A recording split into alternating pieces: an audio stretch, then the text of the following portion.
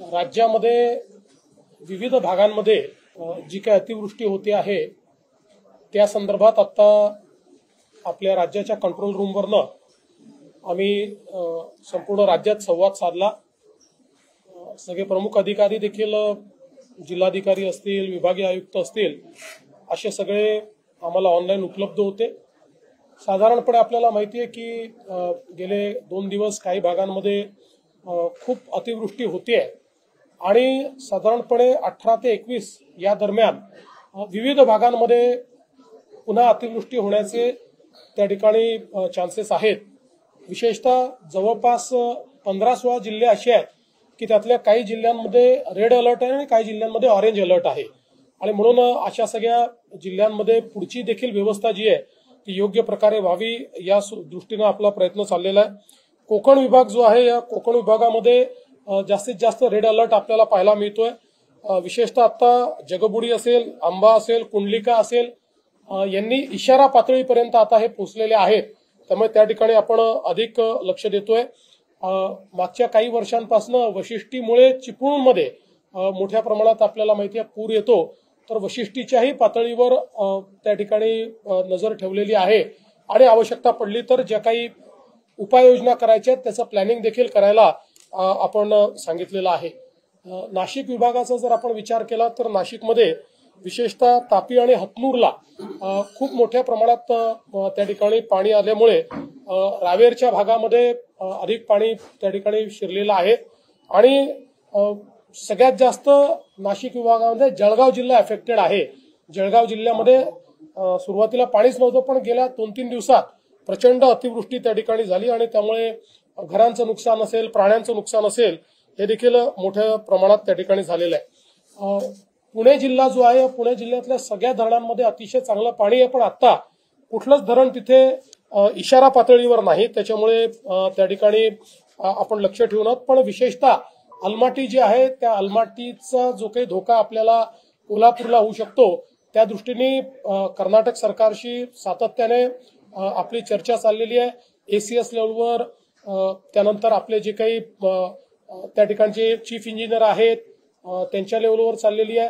आपले एक इंजिनियर तिथे बसवलेलेच आहेत आपण की जे 24 तास कॉन्टॅक्टमध्ये असतात आणि आता तरी त्या ठिकाणी 519.3 मीटर एवढी त्यांनी पातळी राखलेली आहे, ज्या पातळीत आपल्याला धोका संभावत नाही, पण पाऊस जसा जसा वाढेल तशी ती पातळी वाढू नये आणि त्यांनी तो विसर्ग केला पाहिजे या दृष्टीने त्यांच्याशी आपण चर्चा करतो।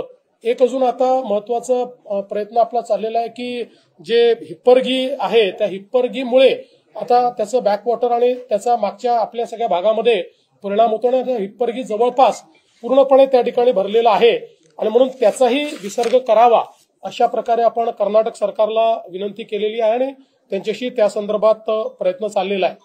आता याच्यामध्ये विशेषतः पुणे विभागातला जो कोल्हापूरचा साताराचा घाट सेक्शन आहे किंवा घाटाचा जो भाग आहे या ठिकाणी मात्र मोठ्या प्रमाणात रेड अलर्ट आहे आणि पावसाची जो काही तीव्रता आहे ती या भागामध्ये खूप मोठ्या प्रमाणात आपल्याला पाहायला मिळते।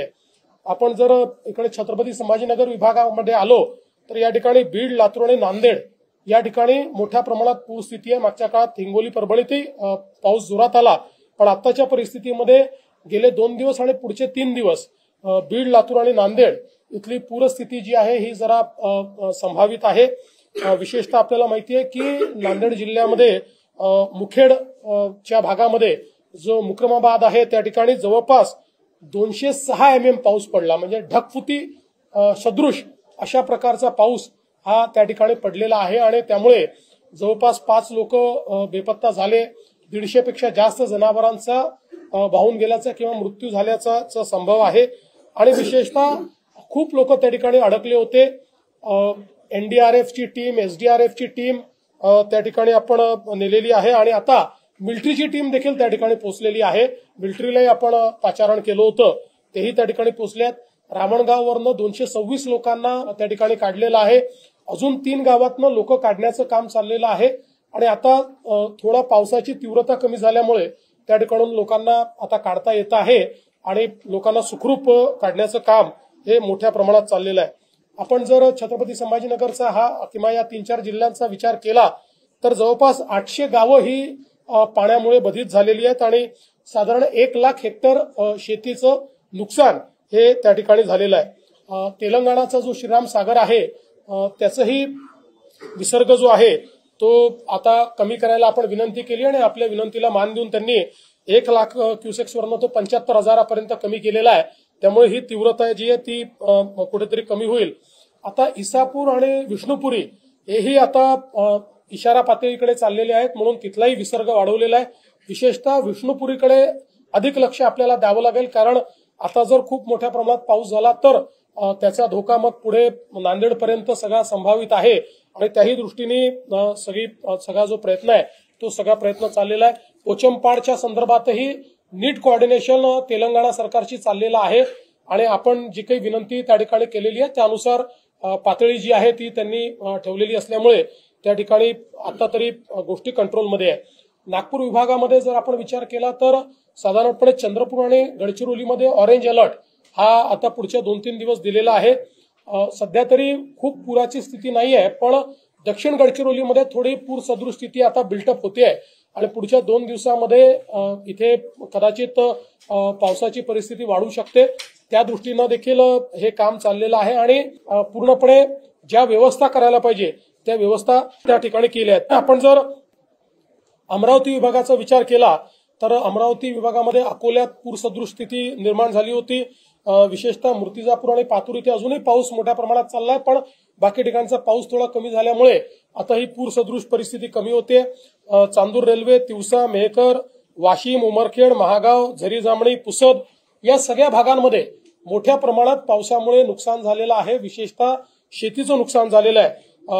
2 लाख हेक्टरच्या वर शेतीचं नुकसान या भागात झालं असावं अशा प्रकारचा एक प्राथमिक अंदाज हा या ठिकाणी आपला व्यक्त होतोय। एकूण मुंबईचा जर आपण विचार केला तर मुंबईमध्ये तसा गेल्या म्हणजे आज सकाळी 6 वाजेच्या पूर्वीच्या 48 तासामध्ये जवळपास 200 mm पाऊस पडला आणि आज सकाळी 6 वाजतापासूनच्या 6 ते 8 तासात 170 mm पाऊस मुंबईमध्ये पडलेला आहे। त्यामुळे प्रचंड पाऊस आहे। याच्यामध्ये चेंबूर भागात सर्वाधिक 177 मिलीमीटर इतका पाऊस पडलेला आहे।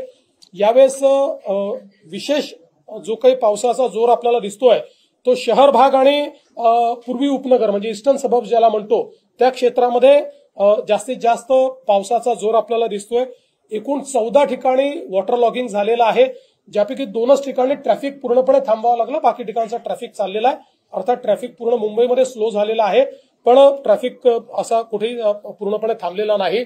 ट्रेन्सचं देखील कुठेही पूर्णपणे ट्रेन्स बंद झालेल्या नाहीत, पण पावसाच्या जोरामुळे किंवा काही गोष्टींमुळे ट्रेनची स्पीड स्लो झालेली आहे। काही ठिकाणी त्या थांबून काही वेळाने पुढे गेलेल्या आहेत, त्यामुळे ट्रेन्स ज्या आहेत त्या सगळ्या लेट चाललेल्या आहेत। काही ना काही प्रमाणात ट्रेन्स आता लेट आहेत। मात्र ही एक महत्वाची गोष्ट आहे की ट्रेन्स पूर्णपणे या कुठेही थांबलेल्या नाहीत। साधारणपणे डॉपलरनी जी काही माहिती आतापर्यंत आपल्याकडे आली आहे तर मुंबईमध्ये पुढचे 10 ते 12 तास अतिशय पावसाचा तीव्र जोर असण्याची शक्यता आहे। रेड अलर्ट देखील मुंबईला मिळालेला आहे।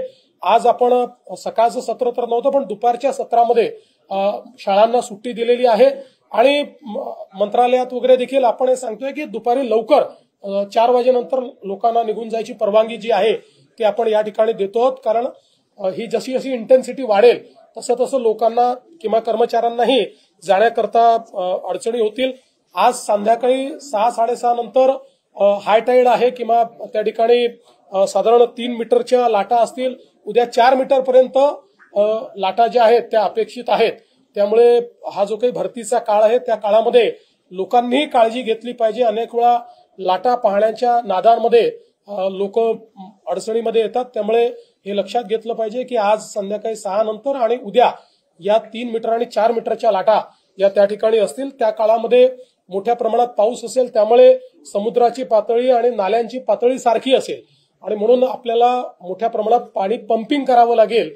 तर त्याही प्रकारची पूर्ण व्यवस्था पंपिंगची ही या ठिकाणी मुंबई महानगरपालिकेने केलेली आहे आणि आज संध्याकाळी डॉपलरमधनं आणि इतर सगळ्या सोर्सेसमधनं जे काही अलर्ट्स येतील त्याच्या आधारावर उद्या शाळांना सुट्टी द्यायची की नाही संध्याकाळी महानगरपालिकेच्या वतीनं बीएमसीच्या वतीनं प्रशासनाच्या वतीनं हे घोषित केलं जाईल।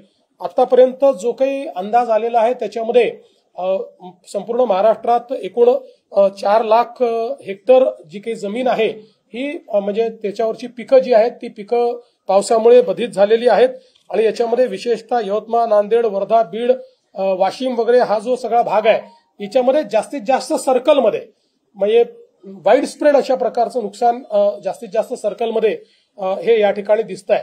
आता जे काही या ठिकाणी नुकसान झालेलं आहे जनावरांचं आणि घरांचं किंवा लोक मृत्युमुखी काही प्रमाणात जिथे पडलेले आहेत या संदर्भात सगळे अधिकार हे जिल्हाधिकाऱ्यांना देण्यात आलेले आहेत आणि त्यांना निधी देखील उपलब्ध करून दिलेला आहे। उणे पद्धतीने त्यांना निधी विड्रॉ करता येतो। त्यामुळे कुठल्याही अशा प्रकारची घटना झाल्यानंतर तात्काळ त्या ठिकाणी जी काही मदत आहे ती मदत त्यांना करता येईल। प्राण्यांच्या संदर्भात असेल किंवा व्यक्तींच्या संदर्भात असेल किंवा घरांची पडझड असेल ते देखील सांगितलेलं आहे। काही ठिकाणी लोकांना तात्पुरत्या निवाऱ्यात जे हलवावं लागतं त्या ठिकाणी चांगली त्यांची जेवणाची सोय झाली पाहिजे, पिण्याचं स्वच्छ पाणी मिळालं पाहिजे अशा प्रकारचे आदेश देखील आपण त्या ठिकाणी दिलेले आहेत। आणि पिकाचं जे काही नुकसान झालंय त्या संदर्भात एक इंटेन्सिव्ह अशा प्रकारचं पाहणी करून त्याचेही पंचनामे करण्याचे आदेश हे आपण दिलेले आहेत।